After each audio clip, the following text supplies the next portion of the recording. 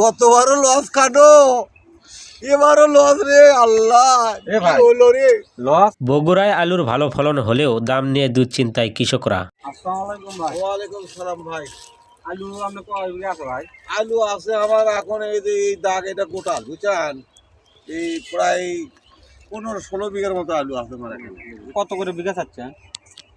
আমি তো শোনেন, আলুর খরচ তো অনেক বুঝছেন, এই বীজ কিনা সার কিনে আমি হিসাব করছি 55,000 টাকার মতো আমার বিঘা খরচ হয়ে গেছে। তা ঠিক আছে, এখন বাজার হিসাবে আপনার বেচা কেনা করি এখন কি, এখন কত দিয়ে আপনি ব্যান দিবার চান, আমি ব্যান কি চাই, আমি তো ওটাই চাচ্ছি ভাই, যা আসলটা উঠুক।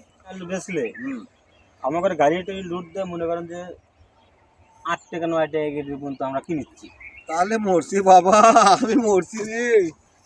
অনেকেই ক্ষেত থেকে আলু তোলা বন্ধ রেখেছেন।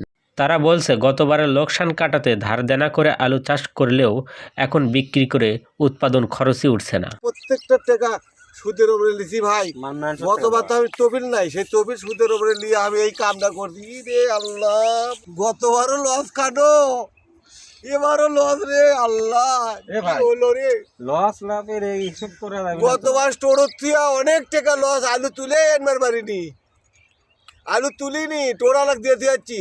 তার কারণে আলুর বাজার হলো একবারে মনে করেন যে কম, তাতে টোর বোড়া হিসাব করে দেখি যে ওই টোরা আবার থেকে আরো পায় বাড়তে দেওয়া লাগে, আলুই ছেড়ে দিতে যাচ্ছি, আমি আলু তুলিনি। চাষিরা বললেন আলু চাষে প্রতি বিঘায় 28 থেকে 30 হাজার টাকা লোকসানের সম্মুখীন হচ্ছেন তারা। 55,000 টাকা আমার খরচ, তাহলে বিঘাকে তাহলে কত লস যাচ্ছে আমার, দেখি লস হচ্ছে আপনার প্রায় 30,000 টাকা লস যাচ্ছে। এমন পরিস্থিতি থেকে ঘুরে দাঁড়াতে সরকারকে কার্যক্রম পদক্ষেপ নেওয়ার দাবি জানিয়েছেন ভুক্তভোগী চাষিরা। এখন এই সরকারের কাছে আমার অনুরোধ, দয়া করে এই কৃষকের দিকে আপনি একটু তাকাবেন।